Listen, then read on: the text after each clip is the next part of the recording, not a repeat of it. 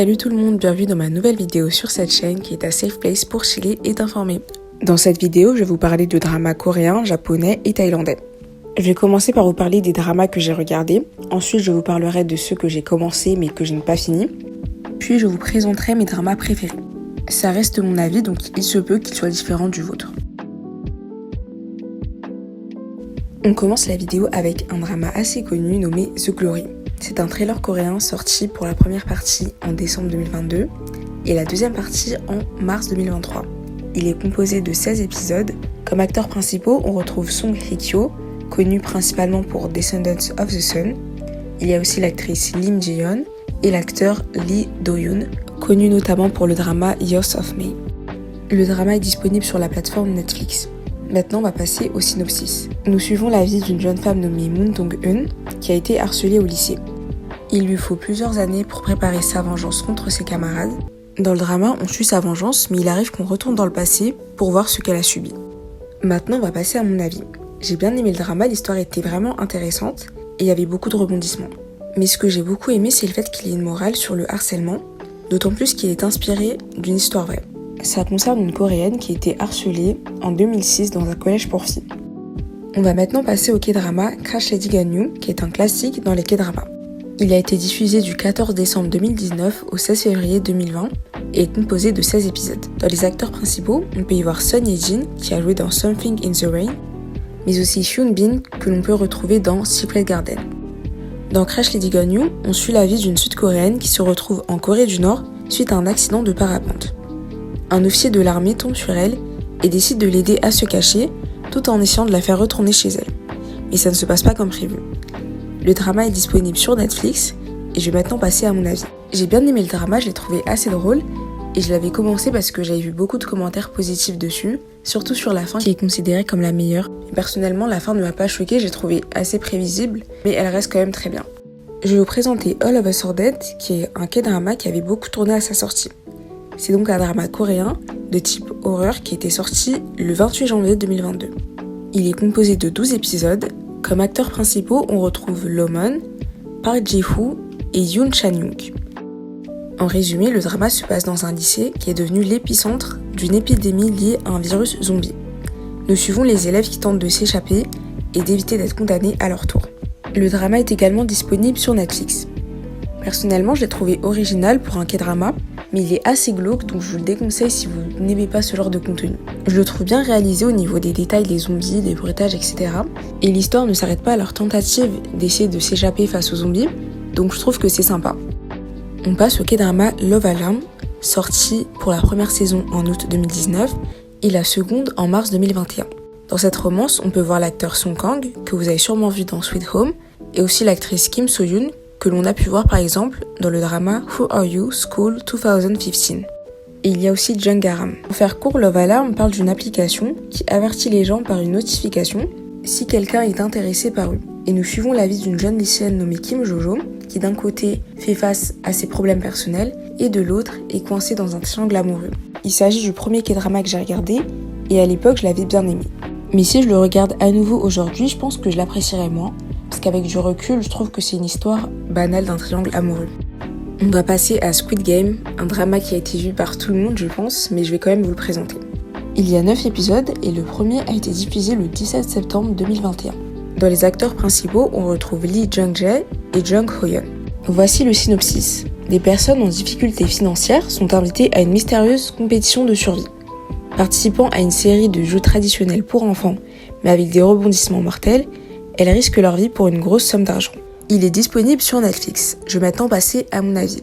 C'est un genre que j'aime bien regarder au niveau des films et des séries, donc je savais d'avance que ça allait me plaire. J'ai trouvé l'histoire originale et franchement, je trouve qu'il y a beaucoup de suspense. Chaque épisode est assez imprévisible. Donc j'attends la saison 2 avec impatience. Le dernier drama que j'ai à vous présenter pour cette rubrique, c'est My Name. Il est aussi très connu. C'est un drama d'action qui se déroule en 8 épisodes. Le premier a été diffusé le 15 octobre 2021. L'interprète du personnage principal est Han So-hee, que l'on peut voir dans Nevertheless. Il y a aussi l'acteur Han Bo-yeon, que l'on a déjà pu voir dans Itaewon Class. My Name, c'est l'histoire d'une jeune fille qui est à la recherche du meurtrier de son père. Pour sa vengeance, elle intègre un gang très réputé qui lui permet de s'infiltrer au sein de la police pour atteindre son but. Vous pouvez le visionner sur Netflix. Personnellement, je l'ai bien aimé, j'ai trouvé qu'on avait vraiment envie de connaître la fin. On voit vraiment la détermination du personnage et je trouve que l'actrice joue très bien. Maintenant, on va passer au drama que je n'ai pas fini pour plusieurs raisons. Des fois, c'était à cause du synopsis ou même des fois à cause des personnages. On passe au K-drama Extraordinario. Il est du genre fantastique et romance. Il a été diffusé du 2 octobre au 21 novembre 2019. Il y a une saison de 32 épisodes. On peut y voir plusieurs acteurs que l'on connaît déjà, comme Kim Hye-yoon de Sky Castle, Rowoon du groupe SF9, et vous connaissez sûrement Lee Jae-wook que l'on peut retrouver par exemple dans Alchemy of Souls. Et enfin Lee Na-eun. Je vais maintenant vous présenter le drama en quelques mots. Eun Da-no est une lycéenne venant d'une famille riche et elle souffre d'une maladie cardiaque. Et la jeune fille perd tout le temps la mémoire et elle découvre qu'elle et son entourage vivent dans un monde fantastique.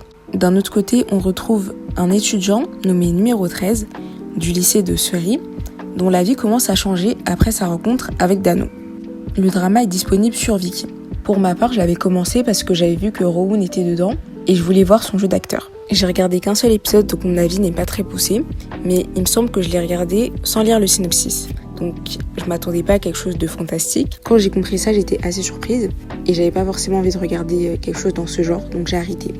Est-ce que vous connaissez The King's Affection ? C'est un drama historique de romance, d'origine coréenne. Le premier épisode a été diffusé le 11 octobre et le dernier le 14 décembre 2021. Il y a 20 épisodes dans lesquels on peut retrouver Park Eun-bin, que vous avez sûrement vu dans Extraordinary Attorney Woo, encore une fois Rowoon du groupe SF9 et l'idole Choi Byung-chan de Victon. The King's Affection, c'est l'histoire d'une princesse héritière qui donne naissance à de faux jumeaux. Mais à l'époque, c'était mal vu d'avoir des jumeaux, surtout si au moins l'un des deux était une fille. Il a donc été décidé que la fille devait être tuée, mais la princesse a réussi à l'emmener en dehors du palais. Environ 10 ans plus tard, le prince héritier fut assassiné et il a été remplacé par sa sœur qui a caché sa mort. Et sa mort a été cachée par le fait que sa sœur ait été retrouvée et ait pris son identité. L'histoire est très intrigante et m'a vraiment donné envie de regarder. Vous pouvez le regarder sur Netflix. Le début était vraiment cool à regarder. Le début m'a vraiment intéressée parce que c'était l'histoire qui était racontée dans le synopsis. J'ai trouvé ça original et il y avait des moments drôles aussi. Mais à partir d'un moment, l'histoire a évolué et ça m'intéressait moins. Je suis presque sûre que tout le monde connaît Hwarang, un drama coréen historique. Le drama a été diffusé du 19 décembre 2016 au 21 février 2017. Dedans, on peut y voir plusieurs idoles et acteurs déjà connus. Dans les acteurs principaux, on retrouve Park Seo-joon, notamment connu pour Itaewon Class. Il y a aussi Park Hyun-sik que vous avez pu voir dans Strong Woman de Bong-soon et V de BTS. Hwarang, ça parle d'un groupe d'élite de jeunes hommes appelé Hwarang qui découvre ses passions, l'amour et l'amitié dans la tourmente du royaume Silla. Vous pouvez le regarder sur les plateformes Netflix et Viki.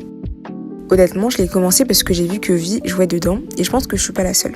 De plus, j'ai vu qu'il y avait Park Seo-joon et Choi Min-ho. J'ai regardé le premier épisode, l'histoire était sympa mais j'ai pas voulu continuer. En plus de ça, j'avais été spoilée sur une scène assez importante donc j'ai pas vraiment eu l'envie de continuer. Mais j'ai pu voir quelques scènes sur les réseaux sociaux, surtout avec V, et je les ai trouvées très drôles. C'est au tour de Vincenzo, c'est un drama coréen du genre drame, ça a été diffusé du 20 février au 2 mai 2021. Il y a une saison composée de 20 épisodes. On retrouve Song Joong-ki, qui a joué dans le drama très populaire Descendants of the Sun. Il y a aussi l'actrice Jeon Yo-bin et l'idole Ok Taecyeon de 2PM. Revenu d'Italie où il a passé son enfance, Vincenzo Cassano est un jeune homme coréen qui vient d'une famille mafieuse. Il se retrouve mêlé à une affaire concernant un groupe pharmaceutique coréen et un bureau d'avocats où travaille une jeune femme nommée Hong Cha-young. Il est disponible sur Netflix. Concernant mon avis, je trouvais que c'était sympa à regarder. Il y avait beaucoup de scènes drôles, mais j'avais fait une pause un moment, au bout de 5 épisodes, et j'avais plus envie de continuer, donc c'est pour ça que j'ai arrêté. Enfin, parmi les dramas que j'ai pas fini, on retrouve My ID is Gangnam Beauty. Une comédie romantique qui a débuté le 27 juillet et qui a fini le 15 septembre 2018. On retrouve Im So-hyung, Cha Eun-woo d'Astro et Jo Buri. Ce drama met en scène Gang Mi-rae, qui est complexée par son apparence physique. Avant d'entrer à l'université, elle subit une chirurgie plastique conséquente. Cependant, elle est toujours pointée du doigt et se fait même appeler Gangnam Beauty. J'aime bien l'idée du drama, je trouve que ça sensibilise sur l'usage de la chirurgie esthétique. J'ai regardé qu'un seul épisode, mais je me suis pas trop accrochée au personnage principal, ce qui fait que j'avais pas trop envie de continuer. Dans le troisième temps de cette vidéo, je vais vous parler de mes dramas préférés. On commence avec Flower of Evil, un drama de type romance et aussi dramatique. Les épisodes ont été diffusés du 29 juillet au 23 septembre 2020. On retrouve une saison composée de 16 épisodes. Les 3 acteurs principaux sont Lee Joon-gi, Moon Chae-won et Kim Ji-hoon. C'est l'histoire d'une inspectrice nommée Cha Ji-won mariée à un homme, Baek Hee-sung. Ce dernier lui cache son passé. Ji-won enquête sur un tueur en série dont la description se rapproche petit à petit de celle de son mari. C'est un drama que j'ai regardé très récemment et c'est devenu directement l'un de mes préférés. Malheureusement, je n'avais pas entendu parler avant de tomber dessus sur Netflix. Même si le synopsis peut vous sembler assez prévisible sur le déroulé de l'histoire, je peux vous assurer qu'il y a beaucoup de suspense. L'histoire est vraiment trop bien. Et j'aimais beaucoup la manière dont chaque épisode commençait. C'était à chaque fois le même type de début. Et je vous laisse découvrir par vous-même. J'ai beaucoup aimé le jeu d'acteur de tous les acteurs et j'étais impressionnée par celui de l'actrice qui joue leur petite fille. Elle était âgée que de 6 ans au moment du tournage. À présent, je vais vous parler du K-drama Business Proposal, qui est une comédie romantique et un drame, sorti le 28 février jusqu'au 5 avril 2022. Le drama est composé de 12 épisodes pour une saison. Parmi les acteurs, on retrouve Han Hyo-sop, que vous avez sûrement vu dans Dr. Romantic. Il y a aussi Kim Se-jong, une actrice et une ancienne idole du groupe IOI. L'acteur Kim Min-kyu et l'actrice Sol In-ha. Business Proposal, c'est l'histoire de Harry qui remplace de temps en temps son ami pour foirer ses rendez-vous galants organisés par son père. Mais il y a un jour où ça ne se passe pas comme prévu lorsqu'elle tombe sur son PDG. J'ai trouvé la série très drôle et j'ai beaucoup aimé les relations des personnages principaux, que ce soit en amitié ou en amour. Je regarde pas souvent des romances, mais celle-ci elle m'a vraiment plu et j'ai surtout trouvé que les musiques elles étaient incroyables.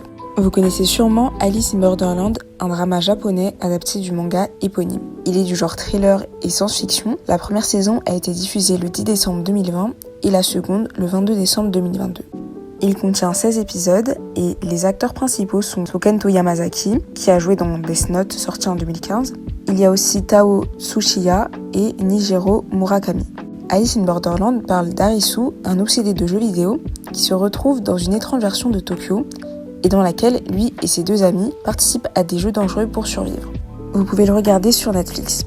Personnellement, j'ai trouvé que c'était une série super bien et on me l'avait conseillé parce que ça ressemblait à Squid Game, que j'avais beaucoup aimé. Et je trouve que c'est vrai, ça ressemble un petit peu et franchement, je trouve que c'est imprévisible, la saison 1 comme la saison 2. Et certaines fois, on peut jouer en même temps qu'eux, donc je trouve ça bien. À présent, je vais vous parler d'Itaewon Class, un drama coréen de type dramatique qui a été diffusé du 31 janvier 2020 au 21 mars 2020. On retrouve 16 épisodes avec Park Seo-joon, que vous connaissez sûrement de What's Wrong with Secretary Kim, Kim Da-mi, qui a joué dans Her Beloved Summer, et Kwon Nara. Itaewon Class, c'est Park Se-ro-hee, un jeune homme qui n'a pas eu une adolescence facile. À l'âge adulte, ses objectifs sont de venger son père et d'ouvrir son restaurant. S'ensuivent des histoires de romance, de rivalité et d'amitié. Je trouvais que c'était vraiment cool à regarder, il y avait beaucoup d'humour, mais surtout il y avait de la diversité dans cette série, c'est ce que j'ai beaucoup aimé. Et à chaque épisode, j'avais envie de continuer pour savoir la fin. On passe maintenant à Girl From Nowhere, un drame thaïlandais sorti le 8 août 2018 pour la saison 1 et le 7 mai 2021 pour la saison 2. La saison 1 avait 13 épisodes et la deuxième 8. Parmi les acteurs, on retrouve Kitty Shisha Amatayakul, Pajari Nantarat et Chania McClory. Ce drama, c'est l'histoire de Nano, une fille mystérieuse et intelligente que l'on doit éviter.